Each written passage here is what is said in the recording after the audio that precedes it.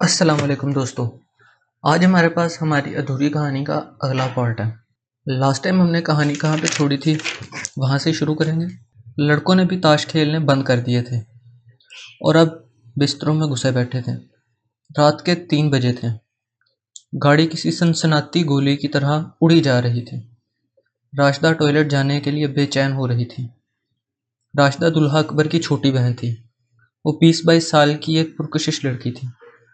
اس نے اپنی امی سے کہا، امی میرے ساتھ ٹوائلٹ چلیں، میں اکیلی نہیں جا سکتی، مجھے خوف آ رہا ہے۔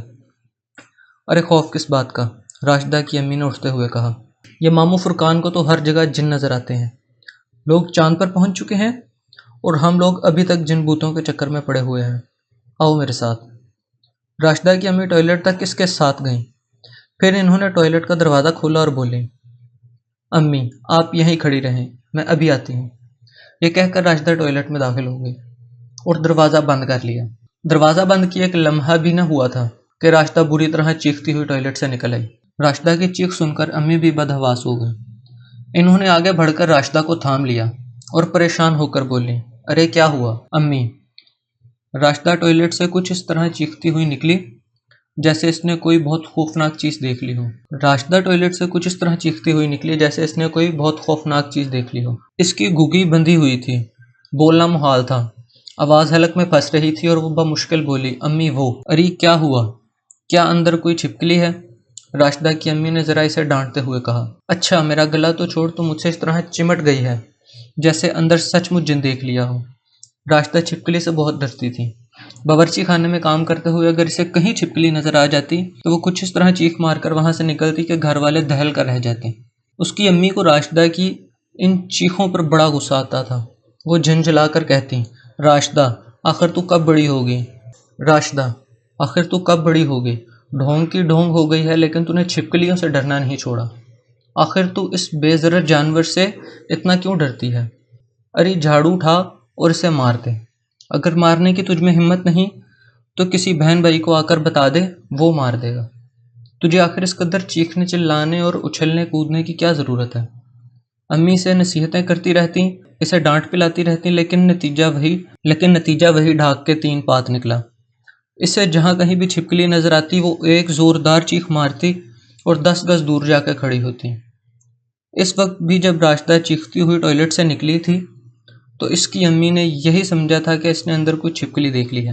راشدہ کی امی نے راشدہ کو ایک جھٹکے سے خود سے الگ کیا اور ٹوائلٹ کی طرف بڑھی۔ امی اندر نہ جائیں، وہاں ایک خوفناک کالا بلّا ہے۔ راشدہ نے امی کا ہاتھ پکڑ لیا۔ ارے کیا بکواس کر رہی ہے؟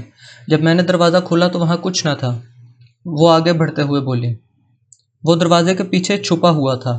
اس نے پورا دروازہ کب کھولا تھا؟ اب تو بلیوں سے بھی ڈرنے لگی ہے؟ راشدہ کی امی کو غصہ آ گیا۔ تو نے ٹوائلٹ جانا ہے تو جا، ورنہ میں واپس جا رہی ہوں۔ امی وہ بہت خوفناک ہے، وہ مجھے دیکھ کر اس طرح گھبرایا کہ آپ کو کیا بتاؤں۔ راشدہ کا وہ منظر یاد کر کے دل دھک دھک کرنے لگا۔ ارے تو میرا ہاتھ چھوڑ، میں دیکھتی ہوں۔ یہ کہہ کر امی نے راشدہ سے اپنا ہاتھ چھڑایا اور ٹوائلٹ کے دروازے کو ایک مرتبہ پھر کھولا۔ ابھی انہوں نے دروازہ تھوڑا سا ہی کھولا تھا کہ اندر سے کسی بلے کے گھرانے کی آواز آئی۔ اس آواز میں کوئی ایسی بات ضرور تھی کہ راشدہ کی امی جو خاندان بھر میں بڑی نڈر مشہور تھیں، اس آواز کو سن کر ایک لمحے کو لرز گئی تھی۔ وہ کافی ہمت والی اور نڈر خاتون تھیں۔ انہوں نے فوراً ہی خود کو سنبھال لیا اور دروازے کو زور سے دھکا دے کر کھول دیا۔ دروازہ دھاڑ سے دیوار سے جا لگا۔ کالا بلّا گھراتا ہوا باہر آیا اور اس نے دروازے پر رک کر راشدہ کی امی کو دیکھا۔ اس کی آنکھیں سرخ نگارہ تھیں اور پورا جسم کوئلے کی طرح سیاہ تھا۔ وہ بڑا جسیم بلّا تھا۔ اس کی جسامت کسی چھوٹے کتے سے کم نہ تھی۔ راشدہ کی امی نے فوراً اس پر نظریں ہٹا لیں اور اس کے سامنے سے ہٹ گئیں تاکہ وہ ٹوائلٹ سے باہر نکل جائے۔ راشدہ کو اس بلے کو دیکھ کر دم نکلا جا رہا تھا۔ وہ امی کے پیچھے دبکی ہوئی تھی اور تھر تھر کانپ رہی تھی۔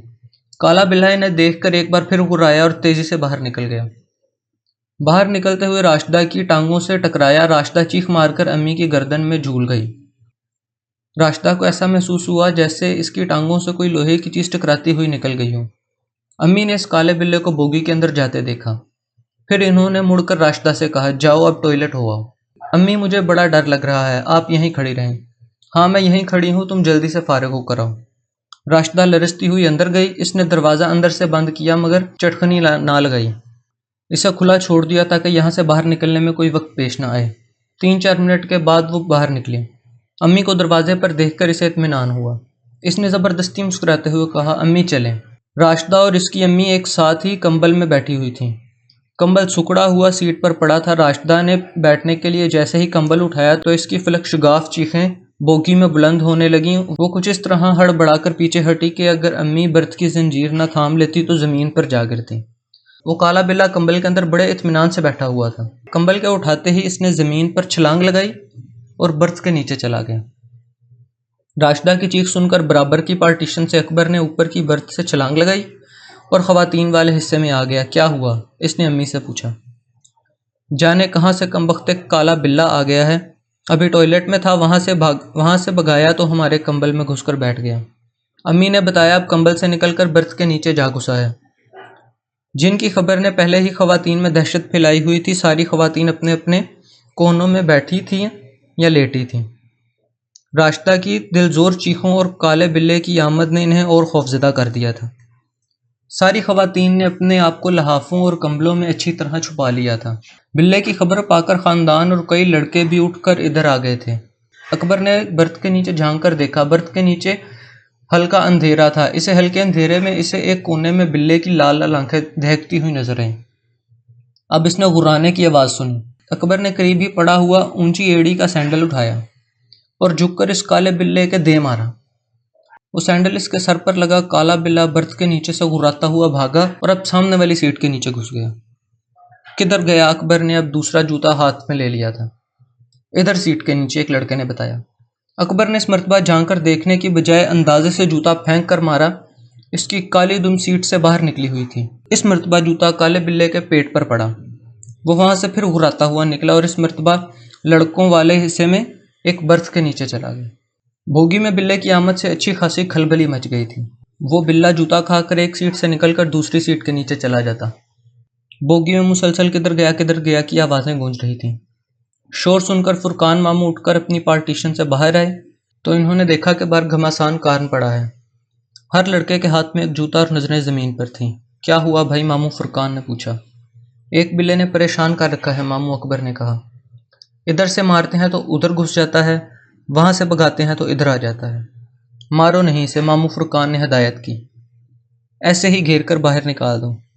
پھر انہیں خیال آیا کہ ڈبے کے تمام دروازے بند ہیں، گاڑی چل رہی ہے، ایسے میں سے باہر نکالنا ممکن نہ تھا۔ پھر وہ کچھ سوچ کر بولے، ایسے کرو ٹوائلٹ کا دروازہ کھول دو اور اسے اس میں بند کر کے باہر سے دروازہ بند کر دو۔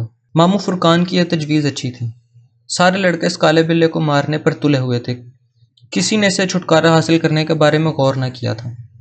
اس سے چھٹکارا ماموں فرقان کی تجویز پر عمل کر کے ہی حاصل کیا جا سکتا تھا۔ تب اکبر نے اپنے خاندان کے لڑکوں اور دوستوں کو اس طرح کھڑا کیا کہ بلا سیٹ کے نیچے سے نکلے تو اس کا رخ ٹوائلٹ کی طرف ہو جائے۔ کچھ دیر کی محنت کے بعد اکبر نے اپنے ساتھیوں کی مدد سے اس کالے بلے کو ٹوائلٹ میں گھسانے میں کامیاب ہو گیا۔ بلے کے ٹوائلٹ میں جاتے ہی اکبر نے اس کا دروازہ بند کر دیا اور باہر سے کنڈی لگا دی۔